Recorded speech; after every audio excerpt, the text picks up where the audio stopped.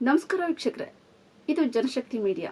ನಾವಿವತ್ತು ಮಾತಾಡೋದಕ್ಕೆ ಹೊರಟಿರುವಂಥ ವಿಚಾರ ಖಾಸಗಿ ಶಾಲೆಗಳ ಹಾವಳಿ ಮತ್ತೆ ಡೊನೇಷನ್ ಹಾವಳಿ ಏನಿದೆ. ಅವರ ಬೇಕಾದಂಗೆ ಅವ್ರಿಗೆ ಲೆಕ್ಕ ಇಲ್ಲದಷ್ಟು ಅವ್ರಿಗೆ ಬೇಕಾದಷ್ಟೇ ಫೀಸ್ಗಳನ್ನ ಫೀಸ್ ಮಾಫಿಯಾ ಏನಿದೆ ಅದ್ರ ಬಗ್ಗೆ ಮಾತಾಡ್ತಾ ಹೋಗೋಣ. ನೋಡಿ, ನೀವು ಯಾವುದಾದ್ರೂ ಒಂದು ಸ್ಕೂಲ್ ತಗೊಳ್ಳಿ. ಈಗಿನ ಕಾಲಘಟ್ಟದಲ್ಲಿ ಯಾವುದೇ ಒಂದು ಬಡವರ ಮಕ್ಕಳು ಕೂಡ ಗೌರ್ಮೆಂಟ್ ಸ್ಕೂಲ್ಗೆ ಅಂದರೆ ಸರ್ಕಾರಿ ಶಾಲೆಗಳಿಗೆ ಹೋಗೋದು ತುಂಬಾನೇ ಕಡಿಮೆ. ಎಷ್ಟು ಇವಾಗ ನೀವು ಯಾವುದಾದ್ರೂ ಒಂದು ಸ್ಕೂಲ್ಗೆ ಹೋಗಿ ವಿಸಿಟ್ ಮಾಡಿ ನೋಡಿ, ಎಷ್ಟು ಜನ ಮಕ್ಳು ಇರ್ತಾರೆ ಅಂತ. ಅಲ್ಲಿ ಬರೋ ಮಕ್ಕಳೆಲ್ಲ ಏನಂದ್ರೆ, ಈಗ ಈ ಉತ್ತರ ಕರ್ನಾಟಕದಿಂದ ವಲಸೆ ಬಂದು ಬೆಂಗಳೂರಲ್ಲಿ ದುಡಿಯೋದಕ್ಕೆ ಅಂತ ಬಂದಿರೋ ವಲಸೆ ಕಾರ್ಮಿಕರು ಯಾರಿದ್ದಾರೆ ಅವರ ಮಕ್ಕಳು ಮಾತ್ರ ಗೌರ್ಮೆಂಟ್ ಶಾಲೆಗಳಿಗೂ ಹೋಗ್ತಿದ್ದಾರೆ. ಅತಿ ಹೆಚ್ಚಿನ ಸಂಖ್ಯೆಯಲ್ಲಿ ನೀವು ಬೇಕಾದ್ರೆ ಹೋಗಿ ಸರ್ವೆ ಮಾಡಿ, ಅಲ್ಲಿ ಸಿಗೋದು ಅತಿ ಹೆಚ್ಚಿನ ಸಂಖ್ಯೆಯಲ್ಲಿ ಬರೀ ವಲಸೆ ಕಾರ್ಮಿಕರು ಅಂತ ಏನ್ ಬಂದಿದ್ದಾರೆ ಬೆಂಗಳೂರಿಗೆ, ಅವರ ಮಕ್ಕಳು ಮಾತ್ರ ಹೋಗ್ತಿದ್ದಾರೆ.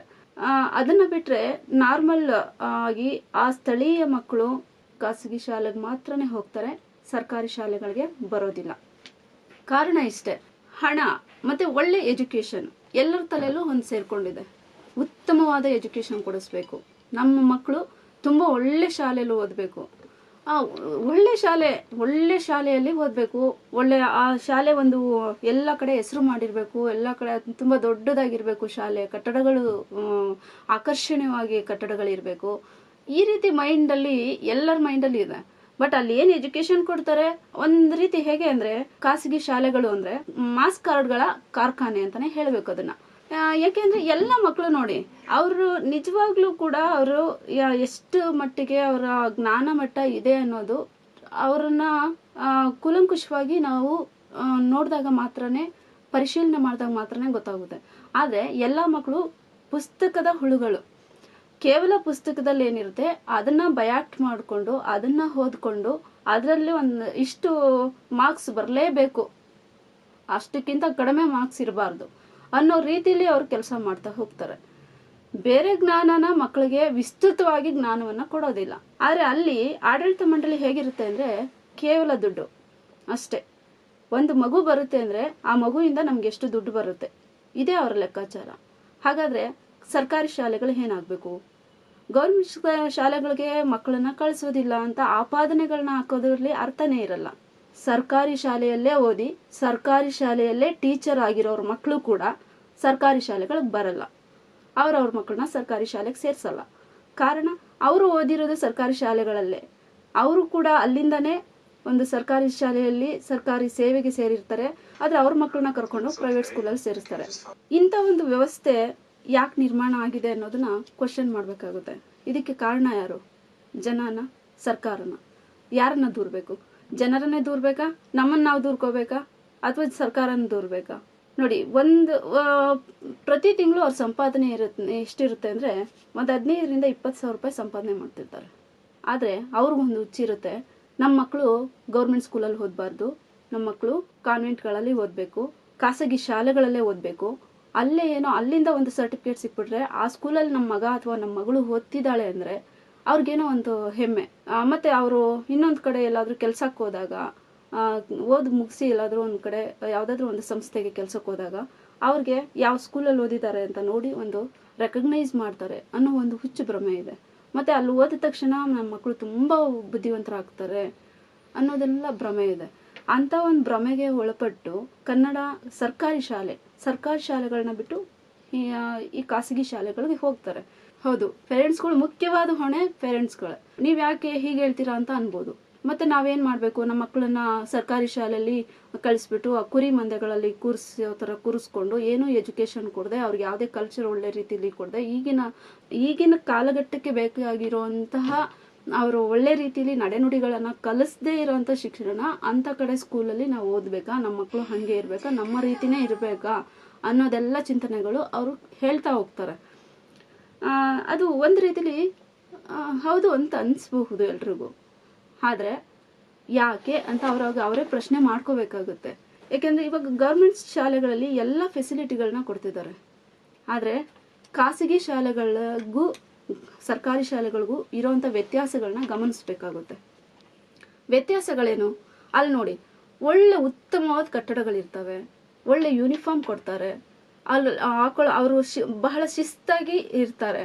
ಅವ್ರು ಇಷ್ಟು ಗಂಟೆಗೆ ಬರಬೇಕು, ಹೀಗೆ ಇರಬೇಕು, ಮಕ್ಳು ಇಂಥದೇ ತಿನ್ನಬೇಕು, ಹಿಂಗೆ ಮಾಡಬೇಕು, ಇಷ್ಟೇ ಟೈಮಲ್ಲಿ ಲಿಮಿಟ್ಸಲ್ಲಿ ಓದಬೇಕು, ಈ ಟೈಮಲ್ಲಿ ಆಟ ಆಡಬೇಕು, ಹಿಂಗೆ ಒಂದು ವ್ಯವಸ್ಥಿತವಾಗಿ ಟೈಮ್ ಟೇಬಲ್ಗಳನ್ನ ಹಾಕೊಂಡು ಆ ಕಟ್ಟಡಕ್ಕೆ ತಕ್ಕಂಗೆ ಅವ್ರಿಗೆ ಒಂದು ಒಳ್ಳೆ ಕಲ್ಚರ್ನ ಅವ್ರು ಮಾಡ್ಕೊಂಡಿರ್ತಾರೆ. ಅದು ಕನ್ನಡ ಶಾಲೆಯಲ್ಲಿ ಯಾಕಾಗಲ್ಲ, ಸರ್ಕಾರಿ ಶಾಲೆಗಳಲ್ಲಿ ಯಾಕಾಗಲ್ಲ? ಸಾಧ್ಯ ಇದೆ, ಆದರೆ ಸಾಧ್ಯ ಮಾಡಲ್ಲ. ನೀವು ಯಾವುದಾದ್ರೂ ಒಂದು ಏರಿಯಾಗೆ ಹೋದ್ರೆ ಎಷ್ಟೊಂದು ಖಾಸಗಿ ಶಾಲೆಗಳು ಇರ್ತವೆ. ಅಟ್ಲೀಸ್ಟ್ ಒಂದು 3-4 ಆದ್ರೂ ಖಾಸಗಿ ಶಾಲೆ ಇರ್ತವೆ. ಗೌರ್ಮೆಂಟ್ ಸ್ಕೂಲ್ ಎಲ್ಲೋ ಒಂದ್ ಕಡೆ ಸರ್ಕಾರಿ ಶಾಲೆ ಎಲ್ಲಿದೆ ಅಂದ್ರೆ, ಸರ್ಕಾರಿ ಶಾಲೆ ಏನಕ್ಕೆ ಬೇಕು? ಏನನ್ನಾದ್ರೂ ಗೌರ್ಮೆಂಟ್ಗೆ ಬೆನಿಫಿಟ್ಗಳಿಗೆ ಸಂಬಂಧಪಟ್ಟಂಗೆ ಏನಾದ್ರೂ ಮಾಡಿಸ್ಬೇಕು ಅಂದ್ರೆ ಸರ್ಕಾರಿ ಶಾಲೆಗಳನ್ನ ಹುಡುಕ್ಬೇಕು. ಆ ಹುಡುಕೋದಕ್ಕೆ ಅಂತ ಹೋಗಿದ್ರೆ ನೀವೆಲ್ಲೋ ಹುಡ್ಕೊಂಡು ಹೋಗ್ಬೇಕು. ಯಾರ ಪಕ್ಕದಲ್ಲೇ ಇದ್ರು ಕೂಡ ಯಾರಿಗೂ ಗೊತ್ತಿರಲ್ಲ, ಅದನ್ನ ಯಾರು ಹೇಳೋದಿಲ್ಲ, ಯಾಕೆಂದ್ರೆ ಗೊತ್ತಿಲ್ಲ ಅಂತಾರೆ. ಅಂತ ಪರಿಸ್ಥಿತಿ ನಿರ್ಮಾಣ ಆಗಿದೆ. ಅದೇ ಯಾವ್ದಾದ್ರು ಒಂದು ಖಾಸಗಿ ಶಾಲೆ ಹೆಸರು ಕೇಳಿ ಯಾರು ಬೇಕಾದ್ರೂ ಕರ್ಕೊಂಡೋಗಿ ತೋರಿಸ್ಬಿಡ್ತಾರೆ. ಒಂದು ಸಣ್ಣ ಮಗು ಕೇಳಿದ್ರು ಕರ್ಕೊಂಡೋಗಿ ತೋರಿಸ್ಬಿಡ್ತಾರೆ. ಅವಿದ್ಯಾವಂತನ ಕೇಳಿದ್ರು ಆ ಸ್ಕೂಲ್ ಇಲ್ಲೇ ಇರೋದು ಅಂತ ತೋರಿಸ್ತಾರೆ. ಅದೇ ಸರ್ಕಾರಿ ಶಾಲೆ ಎಲ್ಲಿದೆ ಅಂತ ಕೇಳಿದ್ರೆ ಯಾರು ಹೇಳಲ್ಲ.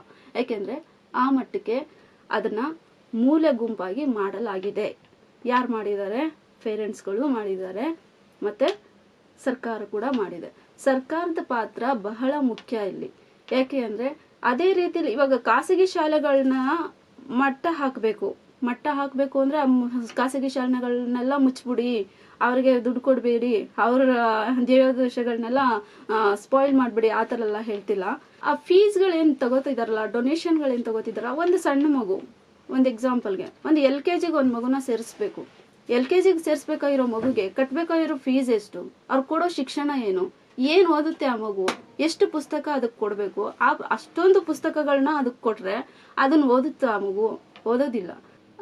ಅದನ್ನ ಆ ಪುಸ್ತಕಗಳನ್ನ ಕೊಡ್ತಾರೆ, ಅದನ್ನ ಬರ್ಸೋದು ಅವ್ರ ತಾಯಿ ಬರೆದು ಕೊಡ್ತಾರೆ.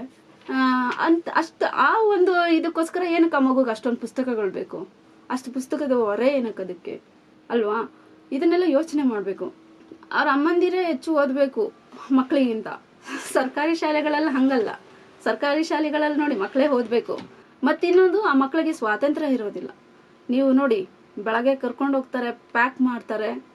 ಊಟ ನಾವು ಬಟ್ಟೆ ಹೇಗೆ ಪ್ಯಾಕ್ ಮಾಡ್ತೀವಿ, ಮಕ್ಕಳನ್ನು ಕೂಡ ಅದೇ ತರ ಪ್ಯಾಕ್ ಮಾಡಿ ತಗೊಂಡೋಗಿ ಈಗೊಂದು ಮನೆಗೊಂದು. ಇವಾಗ ಸರ್ಕಾರಿ ಶಾಲೆ ನೋಡಿ ಹಂಗಲ್ಲ, ಮಕ್ಕಳು ಓಡ್ತಾ ಇರ್ತಾರೆ, ರಸ್ತೆಗಳೆಲ್ಲ ಓಡ್ತಿರ್ತಾರೆ, ಗಾಡಿಗಳು ಬರ್ತಿರ್ತವೆ, ಬಸ್ಗಳು ಬರ್ತಿರ್ತವೆ, ರಸ್ತೆಗಳು ದಾಟ್ಕೊಂಡು ಓಡ್ತಿರ್ತಾರೆ. ಇನ್ನು ಸಣ್ಣ ಮಕ್ಕಳೇ ಇರ್ತಾರೆ, ಅವ್ರಿಗೆ ಯಾವ ಕಟ್ಟುಪಾಡುಗಳಿಲ್ಲ, ಹೋಗ್ತಾರೆ, ಒಬ್ಬೊಬ್ಬರೇ ನೋಡ್ಕೊಂಡು ಹೋಗ್ತಾರೆ. ಅವ್ರ ಅಪ್ಪ ಅಮ್ಮಂದಿರ ಏನು ಕೈ ಹಿಡ್ಕೊಂಡು ಕರ್ಕೊಂಡು ಬರಲ್ಲ. ಆದ್ರೆ ಖಾಸಗಿ ಶಾಲೆ ಹೋಗೋ ಮಕ್ಕಳನ್ನ ಹಂಗೆ ಫ್ರೀಯಾಗಿ ಕಳ್ಸೋದಕ್ಕಾಗಲ್ಲ. ಯಾಕೆ? ಇದೆಲ್ಲ ಕ್ವಶನ್ ಮಾಡಬೇಕು. ಏನಕ್ಕೆ ಅಂದ್ರೆ ಅಲ್ಲಿ ಸೇಫ್ಟಿ ಇಲ್ಲ, ಸೆಕ್ಯೂರಿಟಿ. ಹಂಗಾದ್ರೆ ಸ್ಕೂಲ್ಗೆ ಹೋದ ತಕ್ಷಣ ಅಷ್ಟೇ ಸೇಫ್ಟಿ. ಆ ಸ್ಕೂಲ್, ಮನೆಯಿಂದ ಸ್ಕೂಲಿಗೆ ಹೋಗೋರ್ಗು ಯಾವುದೇ ಸೇಫ್ಟಿ ಸೆಕ್ಯೂರಿಟಿ ಏನೂ ಇಲ್ಲ ಅವರಿಗೆ. ಬಟ್ ಸರ್ಕಾರಿ ಶಾಲೆ ಮಕ್ಕಳು ನೋಡಿ, ಅದೆಲ್ಲ ಏನು ಬೇಕಾಗಿಲ್ಲ ಅವರಿಗೆ. ಇವತ್ತಿಗೂ ಕೂಡ ಸರ್ಕಾರಿ ಶಾಲೆಯಲ್ಲಿ ಓದೋ ಮಕ್ಕಳಿಗೆ ಒಳ್ಳೊಳ್ಳೆ ಕೆಲಸಗಳು ಇವತ್ತಿಗೂ ಸಿಗ್ತಾ ಇದೆ. ಒಳ್ಳೆ ರೀತಿಲಿ ಒಳ್ಳೆ ಎಜುಕೇಶನ್ ಅವರು ಪಡ್ಕೊಂಡಿದ್ದಾರೆ, ಒಳ್ಳೊಳ್ಳೆ ಉನ್ನತ ವ್ಯಾಸಂಗವನ್ನು ಅವ್ರು ಮಾಡಿದ್ದಾರೆ, ಎಲ್ಲವೂ ಇದೆ. ಆದರೆ ಪೇರೆಂಟ್ಸ್ಗಳು ಕೂಡ ಮನಸ್ಸನ್ನ ಬದಲಾಯಿಸ್ಕೊಂಡು ನಿಮ್ಮನ್ನು ನೀವೇ ಎಲ್ಲಿವರೆಗೂ ಬದಲಾಯಿಸ್ಕೊಳ್ಳಲ್ವೋ ಅಲ್ಲಿವರೆಗೂ ಸರ್ಕಾರ ನಿಮ್ಮನ್ನ ತುಳಿತಾ ಇರುತ್ತೆ, ಹೇರ್ತಾ ಇರುತ್ತೆ ನಿಮ್ಮ ಮೇಲೆ. ನೋಡಿ, ಬೆಲೆ ಏರಿಕೆಗಳಾಗಿದೆ. ಎಲ್ಲ ಏರಿಕೆಗಳ ಮಧ್ಯೆ ಈ ಶಿಕ್ಷಣ ಅನ್ನೋದು ಅಗಾಧವಾದ ಏರಿಕೆ, ಅಪರಿಮಿತ. ಅದನ್ನ ನೀವು ಇದು ಮಾಡೋದಕ್ಕೆ ಆಗಲ್ಲ. 15,000 20,000 ಸಂಬಳ ತಗೊಳ್ಳೋ ಒಂದು ಫ್ಯಾಮಿಲಿ, ಕುಟುಂಬ, ಪಾಪ ಇಬ್ರು ಗಂಡ ಹೆಂಡತಿ ಇಬ್ರು ದುಡಿತಾ ಇರ್ತಾರೆ. ತಿನ್ನೋದಕ್ಕೆ ಕಷ್ಟ ಅವರಿಗೆ. ಬಾಡಿಗೆ ಮನೆಗಳು, ಈಗಿನ ಮನೆ ಬಾಡಿಗೆ ಮನೆ ಒಂದು ಸಣ್ಣ ಸಿಂಗಲ್ ಬೆಡ್ರೂಮ್ಗೆ ಒಂದು 10,000 ರೂಪಾಯಿ, ಮಿನಿಮಮ್ 10,000 ರೂಪಾಯಿವರೆಗೂ ಇದೆ ಬೆಂಗಳೂರಲ್ಲಿ. ಅಂಥದ್ರಲ್ಲಿ ಅವರು ಕರೆಂಟ್ ಬಿಲ್ಲು, ನೀರು ಬಿಲ್ಲು, ಊಟ, ಅವ್ರ ಬಟ್ಟೆಗಳು, ಅವರು ದಿನನಿತ್ಯದ ಜೀವನ, ಇದೆಲ್ಲ ಹೇಗೆ ಸಾಧ್ಯ ಆಗುತ್ತೆ? ಅಂಥದ್ರ ಮಧ್ಯೆನೆ ಸಾಲ ಮಾಡಿನಾದ್ರೂ, ಎಷ್ಟು ಸಾಲ ಇರುತ್ತೆ ಅಂತ ನೀವು ಬೇಕಾದ್ರೆ ಎಷ್ಟು ಫ್ಯಾಮಿಲಿಗಳನ್ನ ಹೋಗಿ ಕೇಳಿ ನೋಡಿ, ಅವ್ರಿಗೆ ಎಷ್ಟು ಸಾಲ ಇರುತ್ತೆ. ಪ್ರತಿಯೊಂದು ಕಡೆ ಸಾಲ ಮಾಡ್ಕೊಂಡಿರ್ತಾರೆ. ಏನಕ್ಕೋಸ್ಕರ? ಮಕ್ಕಳ ಎಜುಕೇಶನ್ಗೋಸ್ಕರ. ಈ ವರ್ಷ ಮಾಡಿದ ಸಾಲ ಮುಂದಿನ ವರ್ಷ ತೀರಿಸ್ತಾ ಇರ್ತಾರೆ.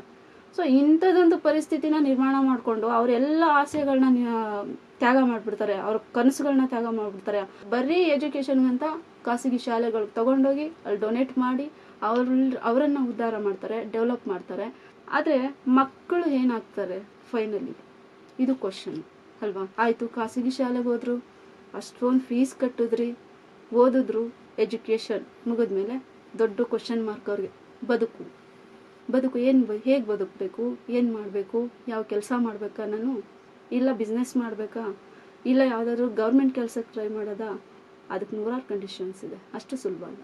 ಅದೇ ನೋಡಿ, ಇವಾಗಲೂ ನಾನು ಆಗಲೇ ಹೇಳಿದೆ, ಈಗಲೂ ಕೂಡ ಸರ್ಕಾರಿ ಶಾಲೆಗಳಲ್ಲಿ ಓದಿದ ಮಕ್ಕಳಿಗೆ ಸರ್ಕಾರಿ ಕೆಲಸಗಳು ಸಿಗ್ತಾವೆ.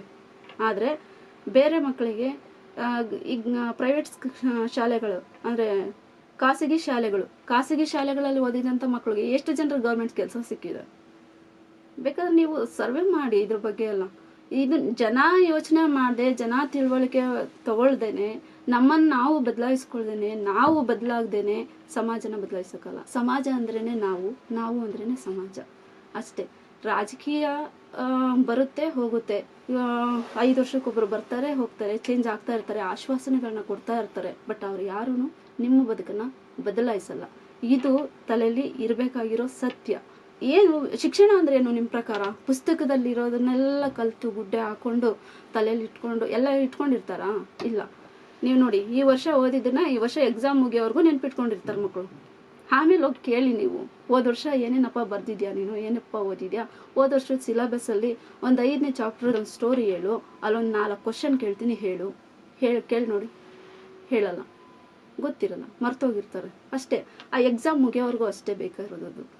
ಸೊ ಇದಿಷ್ಟೇನ ಶಿಕ್ಷಣ ಅಂದರೆ? ಅಲ್ಲ. ಯಾವುದೇ ಒಂದು ವಿಚಾರನ ಕೊಟ್ಟರೆ ಅದನ್ನು ವಿಸ್ತೃತವಾಗಿ ಅವರು ಆಲೋಚನೆ ಮಾಡಬೇಕು, ಅದ್ರ ಬಗ್ಗೆ ಜ್ಞಾನವನ್ನು ಬೆಳೆಸ್ಕೋಬೇಕು. ಇದು ಶಿಕ್ಷಣ ಅಂದರೆ. ಸಾಮಾಜಿಕವಾಗಿ ಅವರು ಭದ್ರತೆ ಸಿಗಬೇಕು, ಆರ್ಥಿಕ ಭದ್ರತೆ ಸಿಗಬೇಕು, ಕೌಟುಂಬಿಕ ಭದ್ರತೆ ಸಿಗಬೇಕು. ಈ ಎಲ್ಲ ಭದ್ರತೆಗಳು ಎಲ್ಲಿ ಸಿಗೋದು?